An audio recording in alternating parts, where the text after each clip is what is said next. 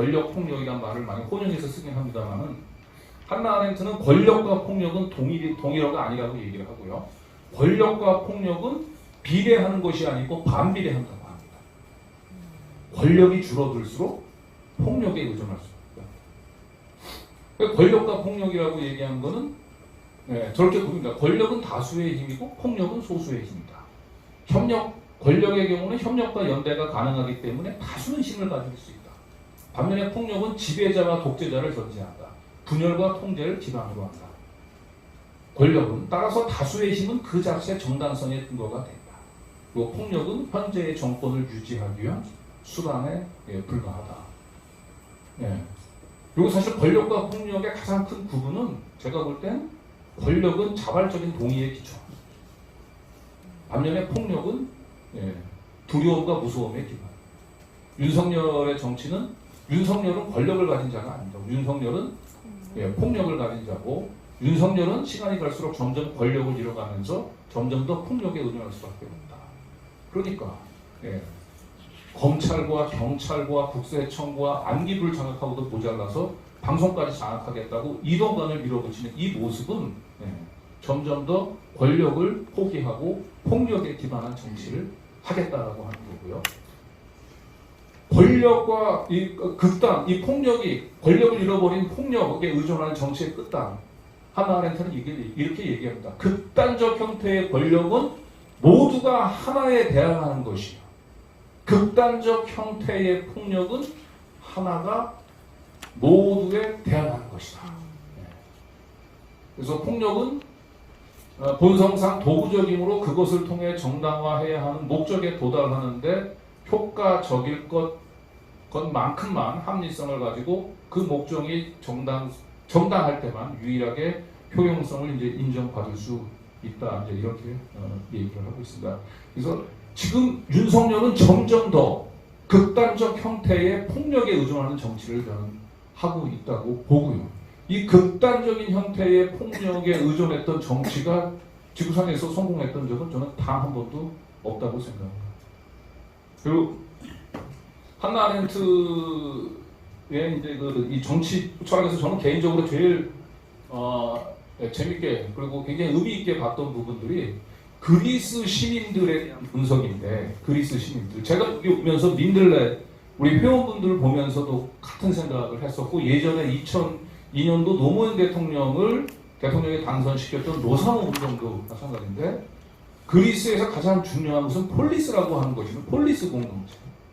역사적으로 우리는 항상 먹고 살기 위해서 노동하는 것에 대한 가치, 그런 이기적인 어떤 인간에 익숙해져 있지만, 전 지구상에서 한나 아렌트에 따르면 먹고 살기 위한 것에 급급한 것이 아니고 폴리스에 나가서 공동체를 위해서 정치 활동을 하는 것을 가장 고귀한 삶으로 여기던 사람들이 존재했다는 거예요, 역사적으로.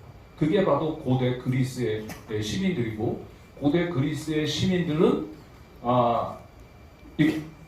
공인으로서 정치에 참여하는 그것이 가장 고귀한 삶임에도 그 고귀한 공적에서의 삶을 포기하고 각자가 자기 먹고 사는 일, 재산을 축적하는 일에만 골몰한 사람을 이디어트라고 불렀다고 합니다. 백치. 그게 지금 백치의 어원이 된 거예요.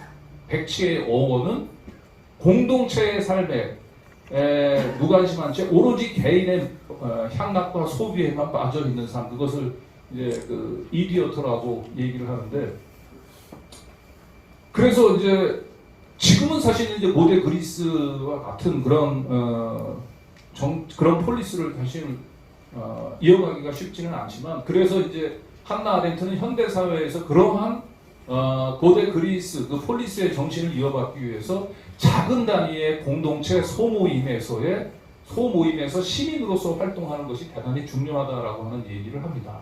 이제 그런 차원에서 제가 보기에는 우리 부산 지역에 이런 소중한 민들레라고 하는 소모임, 어쩔 수 없이 우리는 먹고 살기 위해서 각자 생업을 해야 되지만, 그래도 한 시민으로서 우리가 같이 자신이 가지고 있는 생각, 자신의 있는 가치들을 가지고 이렇게 연대와 협력을 통해서 공동체를 뭔가 의미 있는 것을 한 발 더 전진시키고자 하는 이러한 시민들이 봐도 고대 그리스 시민들이 꿈꾸던 폴리스가 같고, 그게 한나 아렌트가 얘기했었던 그런 그 우리 사회의 소중한, 그러니까 노동하는 동물이라고 하는 표현까지 쓰는데, 한나 아렌트는 현대로 들어오면서 점점 더 옛날 고대 그리스 사람들이 무가치하게 생각했었던 먹고 살기 위한 활동이 가장 중심에 서고, 그러면서 인간은 점점 노동하는 동물로 변해간다. 그렇지만 가장 인간의 본질은 정치하는 동물이 되어야 된다. 그런데 정치라고 얘기하는 건 단순히 그냥 투표장에 가서 투표하는 거로 끝나는 것이 아니고, 자신이 몸담고 있는 작은 지역 중심의 이 소단위, 소모임, 그런 곳에 온전한 한 시민으로서 참여하면서 자신이 잃어버렸었던, 인간 내가 잃어버렸었던 시민성을 되찾는 것, 이것이 굉장히 중요하다고 얘기를 하거든요. 저는 그런 점에서 오늘 보면 이런 부산 지역에서 지역 토고들의 그런 카르텔을 깨고 엘리트 정치를 깨고 시민들 각자가 스스로 정치의 주체가 되고자 하는 이런 작은 이 지역마다의 이런 소모임, 민들레와 같은 모임, 이런 게 바로 고대 그리스의 폴리스고, 한나 아렌트가 꿈꾸던 현대판 정치 공동체, 현대판 폴리스의 영향입니다. 그 원역은 사실 노사모 운동에서도 시작이 됐다고 보고요. 윤석열 독재가 가장 두려워하는, 윤석열 입장에서는 자신이 가지지 않은 것입니다. 윤석열 입장에서 가장 두려워하는 그것, 윤석열 독재가 두려워하는 우리가 가진 가장 큰 이것, 이런 것은 바로 저는 민들레와 같은 이런 소지역모, 소정치 모임이라고 생각합니다. 그래서 여러분들이 윤석열 독재가 가장 두려워하는 분들입니다.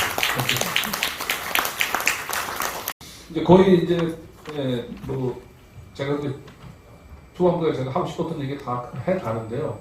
다시 한번 정약용 선생님 얘기로 돌아갑니다.